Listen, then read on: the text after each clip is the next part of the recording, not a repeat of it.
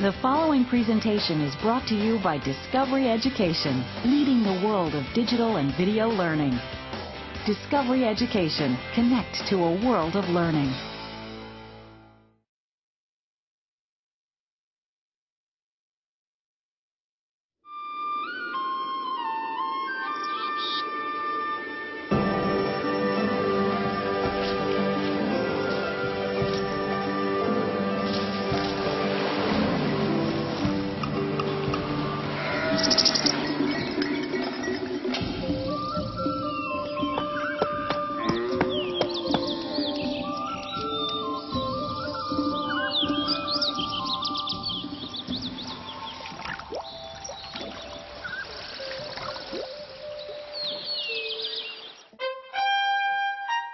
Roma Eterna.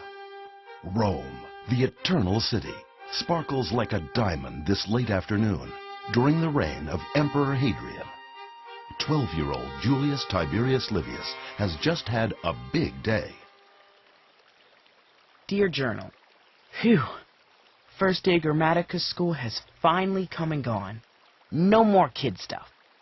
Teacher is very strict, just as cousin Marcus warned me. I'm really gonna need to study hard if I want to become a senator like father and grandfather. Maybe if I work hard enough, I can become emperor.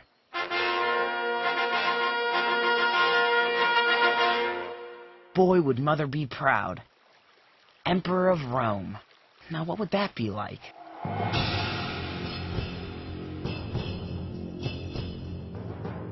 Father says that we live in the heart of one of the grandest civilizations the world has ever known. Our lands reach from the pyramids of Egypt to the northern mountains of Germania, from Britannia to the Parthian deserts. We have amazing builders, great writers, and a very successful military. More than 1 million people live in Rome itself. There is no other city like this in the entire world. We must be incredibly organized to run such a huge empire. Father says our political system is the foundation of our society. Emperor Hadrian is the most important man in Rome. Senators like my father advise him and help to make the laws. It takes a lot of government officials to help run things. They have a huge responsibility to do a good job for the citizens of Rome. Father says the first step in meeting that responsibility is to get a good education. Which reminds me of school.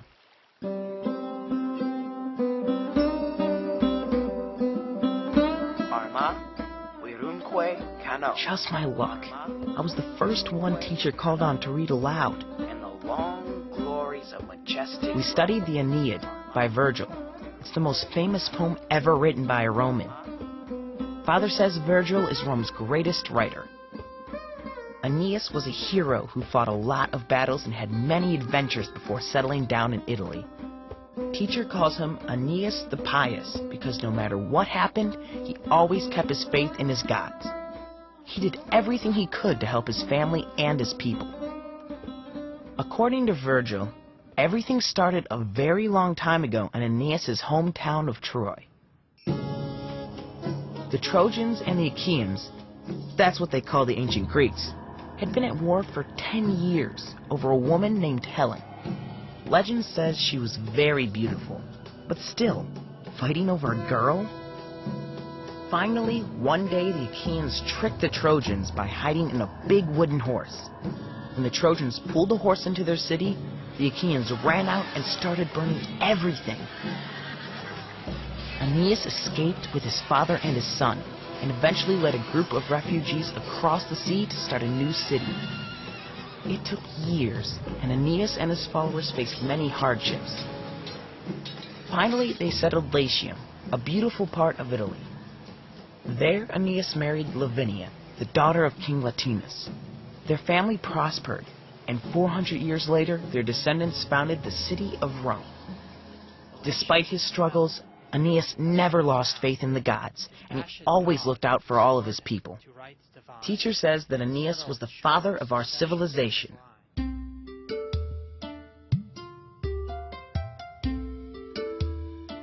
Almost from the beginning, Rome's citizens came from many lands.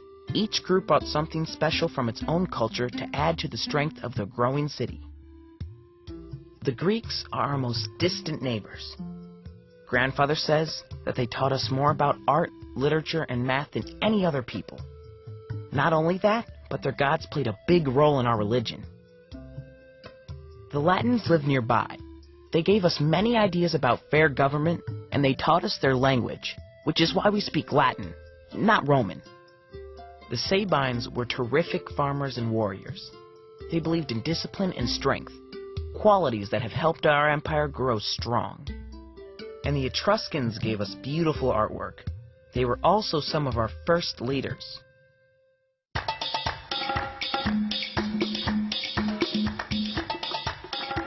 One Etruscan king, Servius Tullius, did something no one had ever done before. He carried out the first Roman census.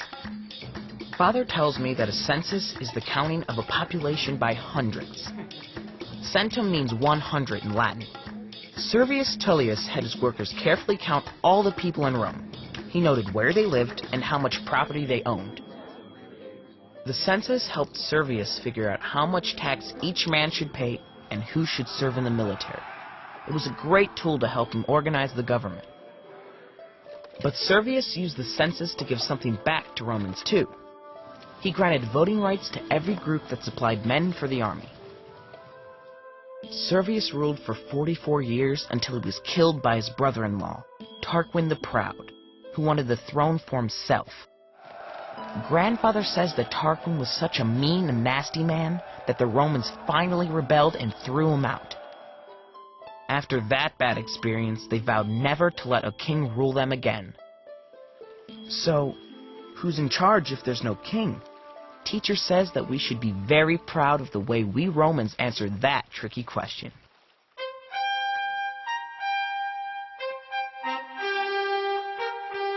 The Romans formed a republic, or government of the people. Our motto became SPQR, which stands for Senatus Populusque Romanus, the Senate and people of Rome. The Senate was an assembly of older men from rich landowning families. They were called the patricians, and they had a lot of money and status in Rome. The people were basically everyone else, the regular folks who didn't come from a noble or patrician family. They were called the plebeians. The Senate and the people knew they needed leadership to keep their country organized, but a king was not welcome. So we Romans decided to have two patricians, called consuls, share the job of leading our country. The consuls served for just 1 year in order to limit their power even more.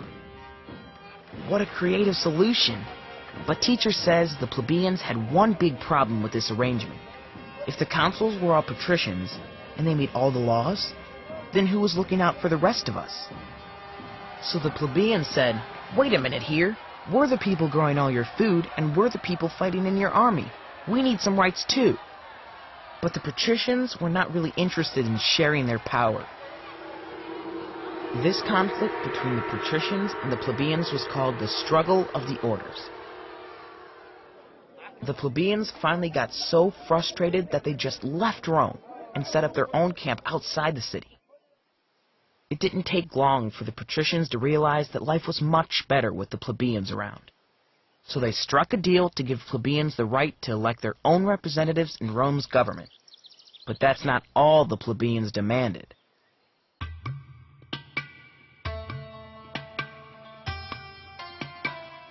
Teacher says our 12 tables of law are one of the greatest Roman accomplishments.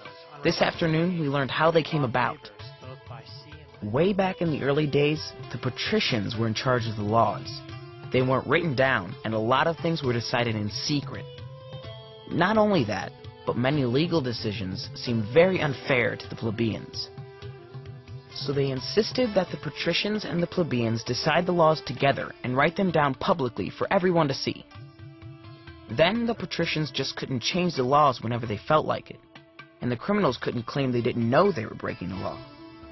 Grandfather says the 12 tables made things clear for everybody.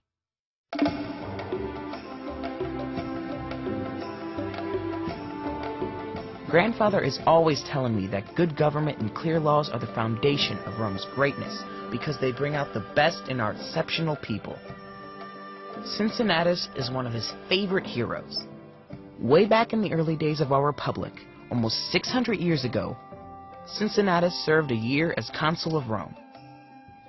When his term was up, he went to live on his little farm outside the city. A few years later, Rome was in trouble. Enemies were approaching from the east and southeast. There wasn't enough time for two consuls to discuss things with the Senate. We needed one strong leader, or a dictator. Someone said, "Hey, what about Cincinnatus? He would be perfect for this job. Let's make him our dictator." The officials rushed to the country and found Cincinnatus working in his field. "We need your help," they cried. "We want to make you dictator for 6 months to lead us against the threat from the east." Cincinnatus was happy to come back to Rome, where he quickly organized us to defeat the enemy in just 16 days. Then, he returned leadership power to the consuls and returned to his beloved farm. What a guy! Cincinnatus could have been dictator for 5.5 more months. A lot of people would have used that opportunity to take power and money for themselves. Grandfather says, if Rome had more people like Cincinnatus, we would never have any problems at all.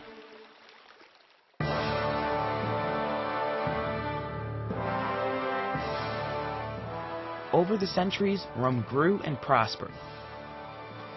We had such a well-organized military that we won most of our battles with neighboring tribes. Most of the time, we treated our former enemies well. Their people were allowed to become Roman citizens. We built roads and cities for them and protected their farms and businesses. One thing bothers me, though. Not all the conquered people became Roman citizens. Some became slaves. Grandfather says that today nearly 1/3 of the people in Rome are slaves. Families like mine use household slaves to take care of children, cook, clean, and run our businesses. Marcus tells me that even Teacher is a slave from Greece. He's been saving up to buy his freedom, and then he can become a Roman citizen. But some slaves do really hard work in our workshops and farms. I asked Teacher why Rome has so many slaves. We have enough money to pay everyone. Teacher told me to stop asking so many questions, or I'd end up like Tiberius Gracchus.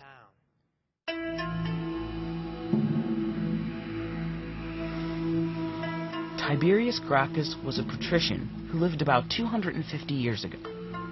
During that period, patricians were taking a lot of land from Roman soldiers, or legionnaires as we call them.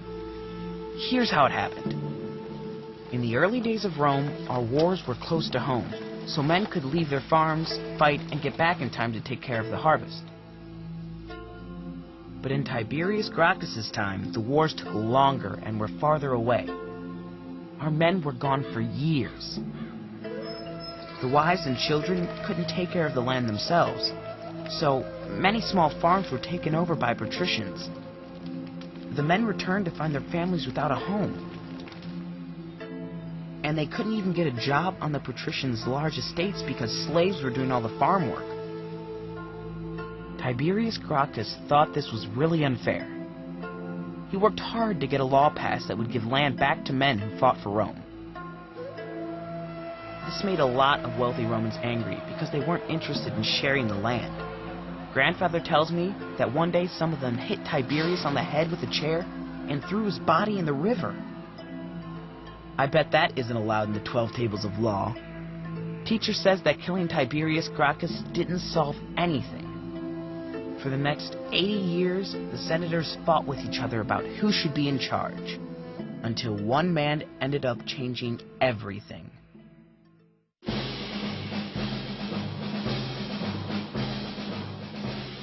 Father says that Julius Caesar represents the best and the worst of Rome.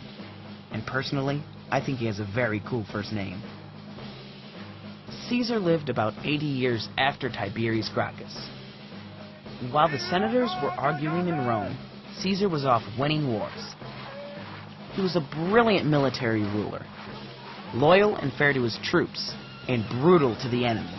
In just a few years, he fought and conquered the Gauls to the north, He was also a great writer and speaker, but he used his skills to brag a lot about his accomplishments. One of his most famous letters was about a battle he led.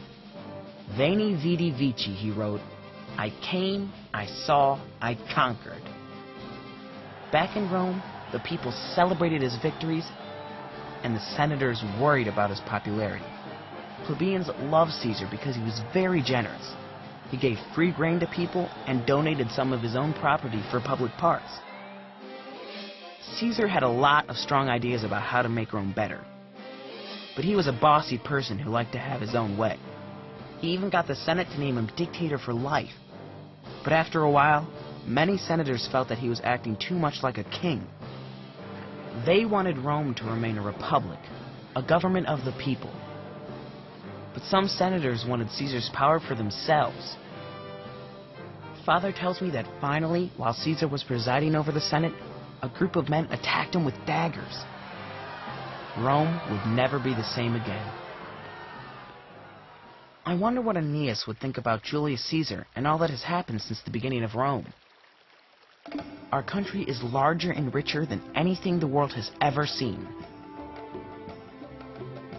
We created a new kind of government and legal system that tries to be fair to Roman citizens, no matter where they came from or how they started out. Our military is well organized and powerful. And I haven't even begun to write about the amazing accomplishments of our engineers and builders. I imagine that Aeneas would be surprised at what he started. I can't wait to get back to school tomorrow to learn even more about my country. This dream of being emperor seems much more complicated than I realized.